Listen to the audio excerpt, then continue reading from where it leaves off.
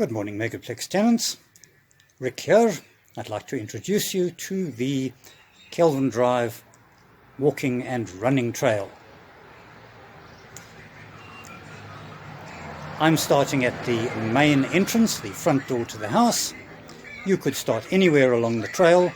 For example, cottage tenants might prefer to start at their own front door. Here we see the view looking out from the main entrance of the house.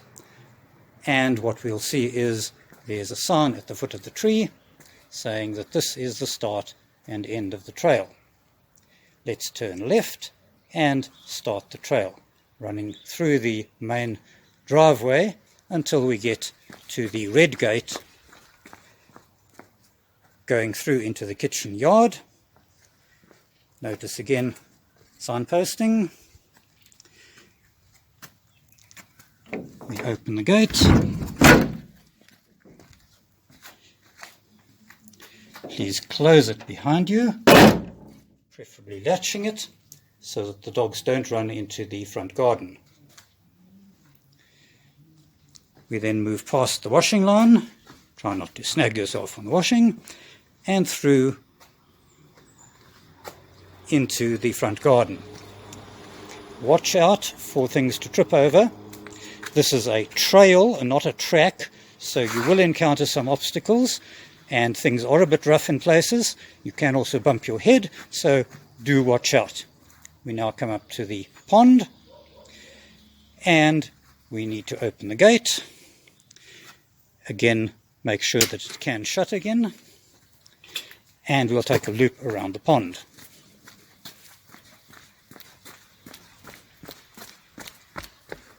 If we're very lucky, we might see our fish in the pond, our single fish. Let's see if we can find it.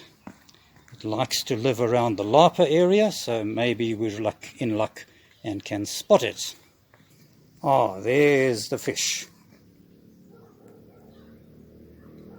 A good place to catch one's breath if you need to, if you've been running heavily. Otherwise, we'll proceed.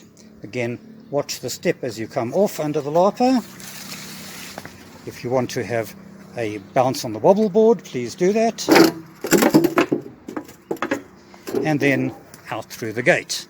Again, fling it behind you so that it will latch itself. Now we do a trip up onto the patio. There are steps here, so we can do a step up and a step down, and a step up and a step down to give ourselves a little more exercise. Then around the patio, off the patio again, and up through the main garden. Watch out for landmines. I can't pick up all the dog turds, so do be careful where you step. We now come to the North Forest Trail, where we step through the branches of the soap bush. It's not bearing at the moment, so you can't really tell that it's a soap bush. We go through between the trees. Notice that we have a track laid out for you, generally free of leaves, so you can easily tell which way to go. As we come out of it, we encounter the hut. Again, it's marked that the trail goes to the right past the hut. As we come out from next to the hut, turn left. We're going further down the garden, past the wood store, and coming up to the North Veggie Garden, where we need to unlatch the gate. Please remember to latch it again after yourself.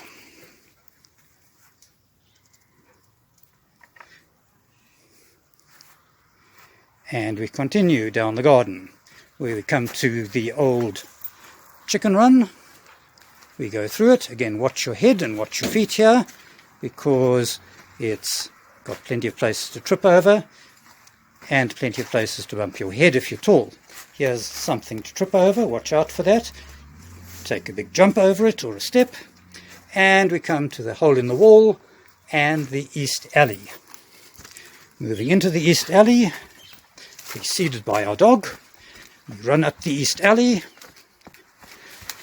past the white stinkwoods, past the delicious monster, several delicious monsters, until we come to the east vegetable garden.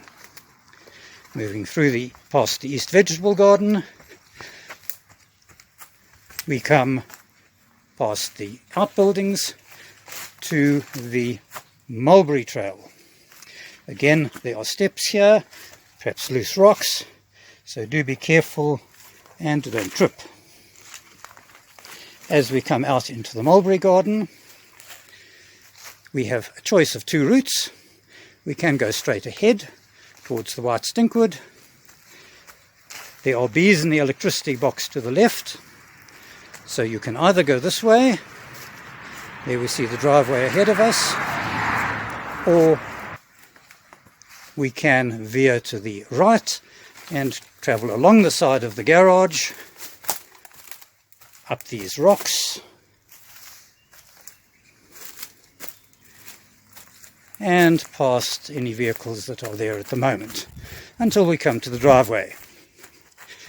At the main driveway, do look left and right in case there's any traffic. Cross the driveway, and now we come to the start of the jungle trail. Do mind that you don't fall into the drop inlet, where the water gets conveyed under the driveway. We'll go up the dry furrow, usually dry except in wet weather, to get to the settling pond at the top, from which the trail continues after we've got out of it to our right, along the western boundary of the property.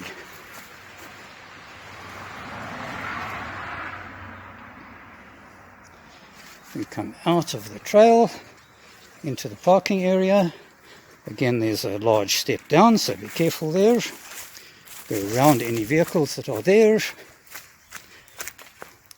And we come to the last loop, which we're going to do around under the carport.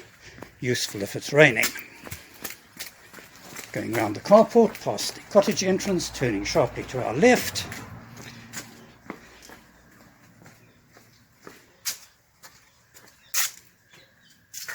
And coming back to the place where we started, now labelled End of Trail. Thank you for coming with me on that little run. I hope it's given you an appreciation of what you can do just on this property during lockdown. Enjoy, be careful. If you find it badly signposted, let me know. It's all right for you to deviate from the trail if you want to, but do be sure that you know where you're going.